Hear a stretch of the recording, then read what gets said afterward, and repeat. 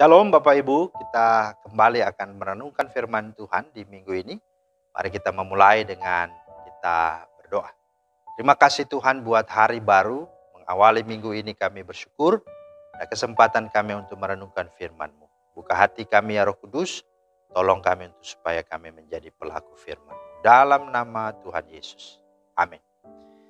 Bapak Ibu, firman Tuhan kita terambil dalam 2 Timotius 1 ayat 12. Itulah sebabnya aku menderita semuanya ini tetapi aku tidak malu. Karena aku tahu kepada siapa aku percaya. Dan aku yakin bahwa dia berkuasa memeliharakan apa yang telah dipercayakannya kepadaku hingga pada hari Tuhan.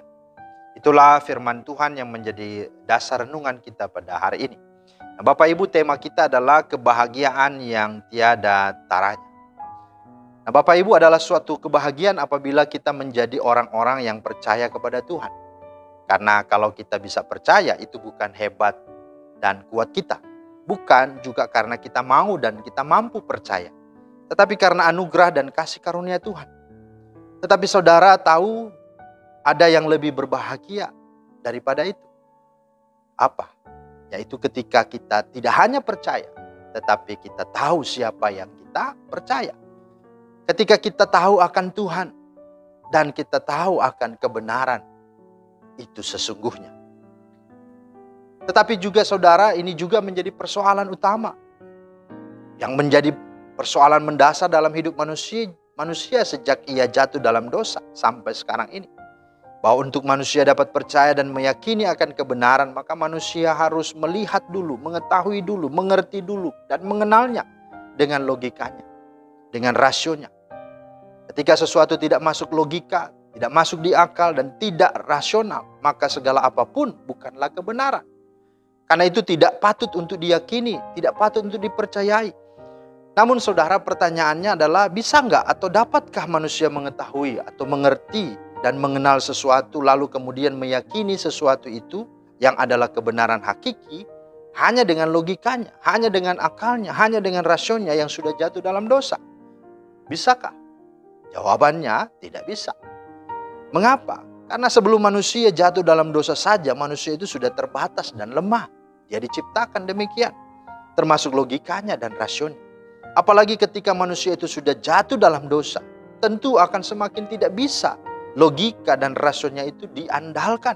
Karena akan tidak bisa memahami apalagi meyakini kebenaran absolut, yaitu Tuhan itu sendiri.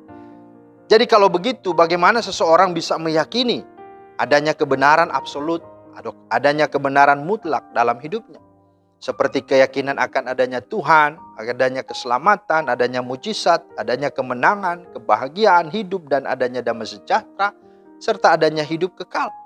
Jawabannya adalah apabila dia dijumpai Kristus dan dia menjumpai Kristus, sehingga terjadilah perjumpaan secara pribadi, secara ilahi, secara rohani dengan Tuhan. Dan itulah yang kita sebut dengan lahir baru, hidup baru.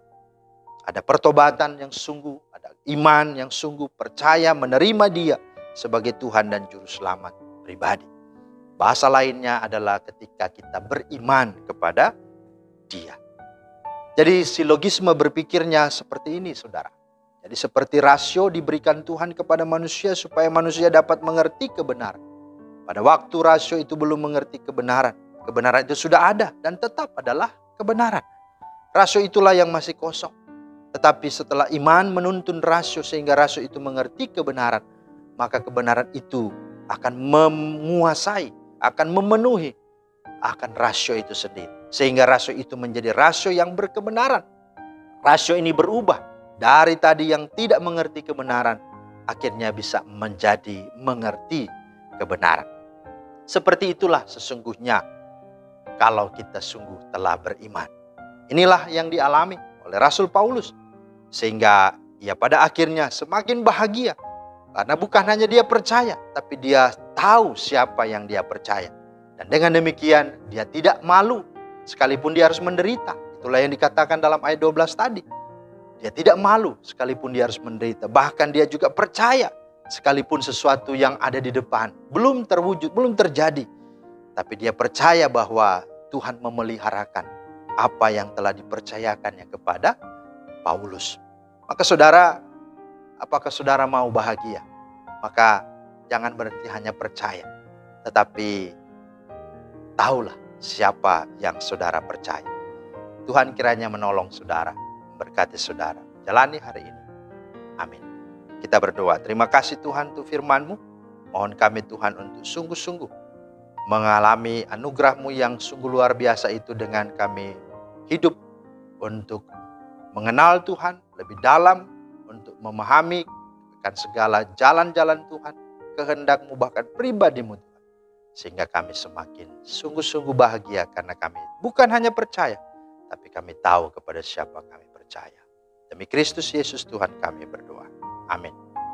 Demikianlah firman Tuhan hari ini, kiranya menjadi berkat. Selamat beraktivitas, Tuhan Yesus memberkati. Shalom.